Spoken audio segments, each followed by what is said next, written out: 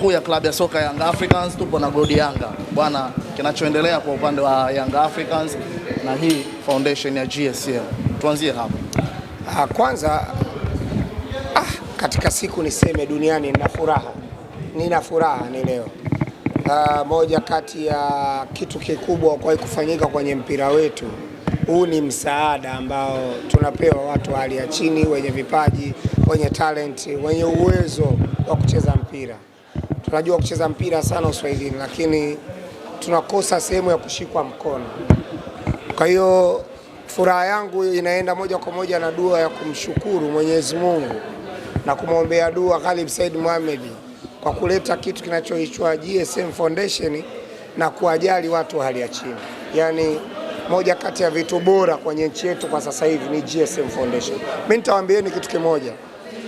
Kama hamwezi kujifunza kwenye utu alionao Khalid Said Mohamed, yani hamwezi hata kuheshimu basi anayoyafanya Young Africans, yale mambo ambayo ya kusajili, kuiboresha Yanga na kuifanya Yanga kuwa timu bora barani Afrika, hamwezi kuheshimu hilo, basi mngeweza kupata hata nafasi ndogo tu ya kuheshimu kitu kinaitwa GSM Foundation. GSM Foundation ni kitu kikubwa. Kama unafuatilia kabla ya mechi za Young Africans, GSM Foundation huwa wanatoa misaada kwenye jamii, wanasaidia jamii, wanakumbuka jamii ambayo tunaishi nayo, aidha kwa mayatima, aidha iwe ni kwa watu wenye uhitaji wa aina, wanafanya mabalaa yake. Lakini hili la kuja kufanya balaa kwenye mpira wa miguu, kutengeneza soccer school, lakini ameandaa hili jambo kubwa la kuchukua vijana wenye talenti wa Kitanzania na kwenda kuwatambulisha ulimwengu. Maki hapa wanapelekwa vijana kwenda kutambulishwa ulimwenguni. Mifumo hii, huu ndio mfumo rasmi. Mwanzoni tulikuwa tunaona ndugu zangu akina Shafii walikuwa wanachukua vijana mmoja mmoja na kamata, wanapeleka sehemu, wanajitahidi kwenda kuwahudumia na nini, lakini gharama zinakuwa kubwa. GSM katia zaidi ya milioni 100, kwa sababu milioni 100 ni kwa mwaka mmoja, kwa miaka 4 ni milioni 400. Kwa kila mwaka kuna milioni 100. Huu ni mradi mkubwa unaenda kuwasaidia vijana. Tulikuwa tunapigiwa simu sisi na washikaji, wadau, bwana mimi na mtoto wangu anajua mpira, naomba umpeleke pale Yanga ya vijana. Unajitahidi, unamchukua, unapeleka pale, anacheza. Lakini sasa fursa imetoka ni ya moja kwa moja. Una mtoto wako, una mdogo wako anajua mpira, unaandika barua, unajaza form bure. Embo elewa neno bure. GSM Foundation wameclear kila kitu. Maana yake mtoto wako akibahatika kuchaguliwa litakaloenda kutokea tarehe 8, yani akachaguliwa kwenye hili tukio, wallahi na kuapia kwa Mwenyezi Mungu, nimefunga mwezi mtukufu wa Ramadhani, mwanao katoboa maisha ya mpira, katoboa maisha. Yani mimi kama mtampelekea maiki hizi mbwana Ali Samata Popa, ukamwambia kuhusu hichi kitu, anaweza akatamani umri wake urudi nyuma. Anaweza akatamani bwana Samata umri wake urudi nyuma. Yani unatoka kwenye mpira ukiwa na umri sahihi, unapelekwa nje, kwa sababu hapo ukitoka utaenda kutwanga huko Senegal, utaenda kutwanga huko Sevilla. Yani tayari kuna mifumo ambayo engineer tayari kashaiweka. Sasa kwa nini tusimshukuru GSM? Mimi binafsi naweza nikasema GSM Khalid Said Mohamed ni mwamba kwa kweli. Binadamu sisi ambao tunaishi Tanzania tunatakiwa tumuombee dua nyingi, aendelee kuishi. Ana mengi ya kusaidia jamii yake, ana mengi sana Khalid Said Mohamed ya kusaidia jamii yake. Huu ni wallahi, mimi nakwambieni, ajira hakuna mtaani. Ujue ajira hakuna shekhe. Mwanao akipata bahati ya kucheza mpira katoboa, shekhe Messi hajasoma, Lamine Yamal elimu yake ndogo, watu kibao kwa mpira wanaocheza, watu hawana elimu lakini matajiri kwa sababu ya mpira wa miguu. Hapa wanatoboa watu, ila mawinga tumekataliwa. Miongoni mwa kauli ambazo amezungumza ni kama janja huku hakuna. Niliziona, lakini katika adabu ya Kariakoo kule visiwani Zanzibar sio janja. Alikasema shirki, vigagula. Wewe uko wapi? Au hujasikia? Janja una maana yake chupli, vitu vya mchongo, vitu kamkumbe. Kuna mtu alikuwa anaoga uwanjani. Yani acha usiseme. Acha vibaya. Hiyo ya mtu aliyokuwa naoga katikati ya uwanja. Acha. Mwenyezi Mungu anasema kwenye Qur'ani, yani mtu mshirikina ni mtu mbaya sana. Wallahi mwanaume kama yule kavua nguo anaoga New Amani Complex Guantanamo Bay. Acha ile mbaya ile video. Lakini kwamba mtu alikuwa naoga katikati ya uwanja. Bwana wewe, inna lillahi wa inna ilaihi rajiun. Ni msiba mzito. Watu wanaendekeza shiriki mpaka mwezi mtukufu wa Ramadhani. Mimi nimesikitika. Na mimi nilichosikitika ni kwamba nimeona watu wanapambana kutafuta alama moja kuja kufanya sherehe Dar es Salaam. Yaani unapambana kutafuta alama moja kwa shiriki kubwa ndani ya mwezi mtukufu wa Ramadhani. Ni aibu. Wanalia wanasema muamuzi kama vile hakuwatendea haki. Mimi nitaendelea kusimamia misimamo yangu. Namuomba tena Mheshimiwa Waziri wa Michezo Bwana Makonda. Mheshimiwa Paul Makonda. Mimi kama shabiki wa Yanga personally wala sijashirikisha wadau wengine wa mpira.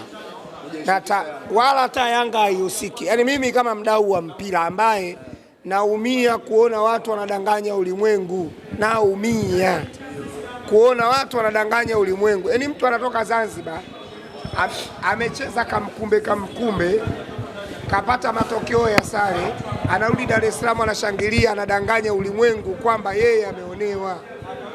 Naumia kwenye ule mchezo. Kama kuna klabu imebebwa ni Simba Sports Club. Simba imebebwa. Sehemu gani? Mheshimiwa Waziri, mimi naomba VAR kwenye mchezo wa ligi kuu Tanzania bara dabi ya Kariakoo unaofuatia tuwepo na VAR. Yani VAR ndio itaenda kumaliza mzozo wa fitina wa matukio yote. Kwanza kuwepo na VAR, lakini pia marefali wa mchezo huo watoke nje kama ule mchezo wa ligi kuu wa maamuzi walivyotoka Misri. Yani jopo lote la marefali litoke nje, waje na VAR, tuje tucheze pale, tukutane uwanjani sisi na wao. Alafu tuone nani yani unajua VAR imekuja kufuta kila aina ya tatizo kwenye mpira wa miguu. Mchezo wa juzi kama kuna timu imebebwa ni Simba. Simba imebebwa jamani. Sio kidogo. Yani mimi nawaambieni, goli wanaolililia Simba sio goli la halali, ni goli la haramu. Lile ni goli kama nguruwe shekhe. Goli wanaolililia Simba la Selemani Mwalimu ni kama nguruwe, ni haramu ile. Unalilia haramu. Shekhe unalilia haramu. Ile ni haramu. Selemani Mwalimu, ona hata aibu basi. Kontrol yako ya kwanza, mpira umeuzima kifuani, umeushusha na mkono. Mpira umeushusha na mkono baada ya kutoka kifuani, umeupoza kwa sababu ulipoutuliza kifuani mpira ulikuwa unaondoka. Umeutuliza na mkono. Basi hata kwamba ndo katika wale marefa wanne tufanye yule raisman namba 2 yule ambaye amekaa upande ule kwa Kayoko kule. Aloka upande wa Kayoko kule kulia kwake. Hajaona, na kati yeye anamuona Selemani Mwalimu anavyokontrol mpira anaushusha na mkono. Ramazani Kayoko na eneo alilokaa naye akuona. Simba wanarudi Dar es Salaam wanalilia goli la nguruwe, goli la haramu. Lile goli ni la kulilia kweli, lile ni la kulilia. Wanasema angekuwa Shekhe nisikilize mimi. Kama inakuja VAR, lile sio goli. Au kama nyie mfuatilie mpira Ulaya sawa. Mpira Ulaya unapochezwa kwenye VAR, movement yote ya goli likiingia, ili goli liwe halali, inaanzia kwenye move ilipoanzia. Goli la Simba mnalolisema hili la haramu, ili goli la haramu hili move yake imeanzia kwa Luemba, pasi kampa Selemani Mwalimu, ka control hapa, kaushusha na mkono, Bakari Nondo akauokoa.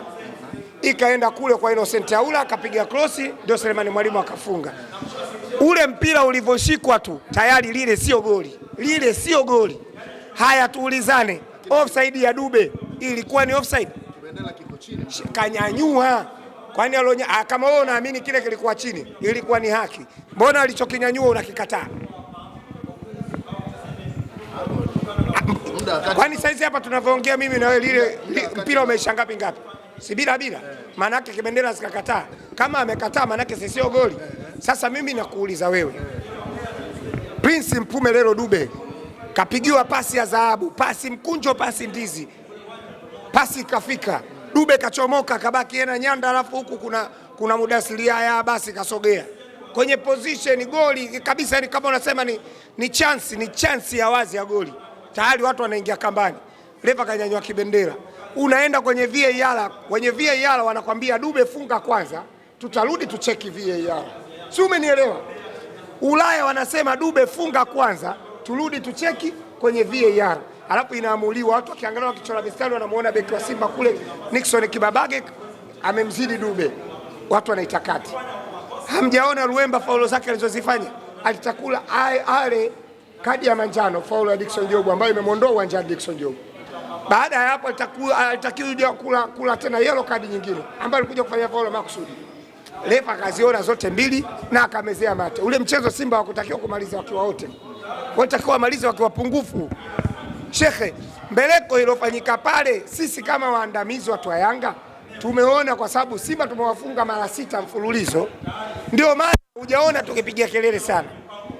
Lakini wao kujikomboa mchezo mmoja kupata sare, sisi wenzenu mpaka sasa hivi niwaambieni kama hamjui, tunahesabu tumewafunga mechi 6.5. Tumewafunga Simba mechi 6.5. Yaani hilo msilifute. Yaani ile mechi ya juzi ya Zanzibar Guantanamo Bay ni nusu. Nusu ushindi ulikuwa wenu, nusu wa kwetu. Tumetoka sare, tumegawana. Mpaka sasa hivi Simba tumewafunga mechi 6.5. Tunawasubiri mechi ya 7.5 mfululizo. Hizo hatukati. Mkipata nusu nyingine na kuwa 7. Yaani mkibahatika kutoa sare mchezo wowote tu, inakuwa tumewafunga mechi 7 kamili. Sasa hivi tumewafunga mechi 6.5. Kuku nyinyi, kashangilieni sare huko mnakoshangilia. Nashangilia sare. Ahmed Ally anauliza yale matobo ya nini? Tobo Zanzibar kawaida. Kuna kituo kinaitwa tobo la kwanza, kuna kituo Zanzibar kinaitwa tobo la pili. Zanzibar sasa waulize, kwa nini kule Zanzibar matobo yapo? Kule kuna tobo la kwanza, kuna tobo au unaongopa mashehe wangu wa Zanzibar? Zanzibar tobo kitu cha kawaida. Zanzibar unauliza, Zanzibar kuna kituo kinaitwa Dole. Zanzibar wewe unashangaa matobo kitu cha kawaida shekhe. Bodi tuje kwenye hili. Tumeona wachambuzi wanazungumza na wanasema lisemalo lipo kama alipo laja. Inatajwa Yanga kwa sasa grafu yake imeshuka. Na huo ndio ukweli. Kwamba Yanga imeporomoka, lakini nyinyi watu wa Yanga hamtaki kukubali.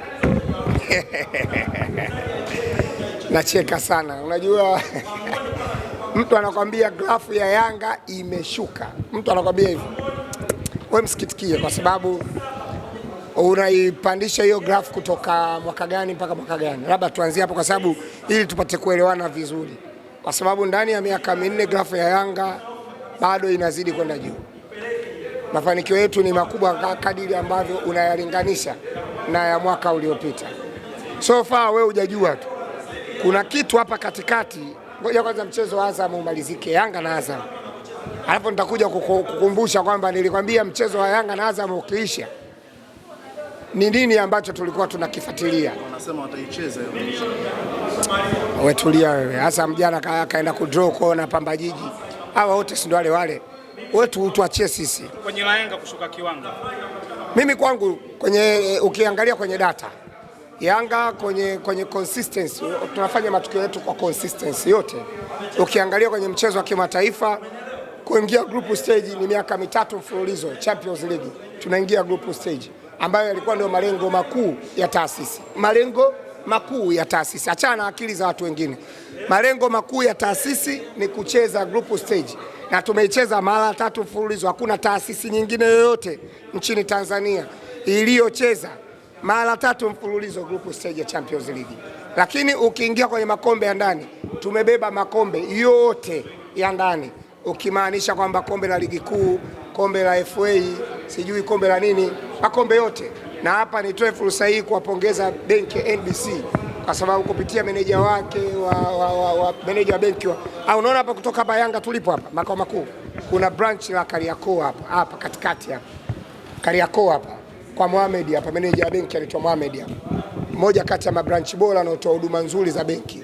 Mimi nilienda pale nikamwambia Mohamed, meneja, mnavyoendelea kutoa tuzo mjue kabisa hizo tuzo zote zinaenda kwa Yanga.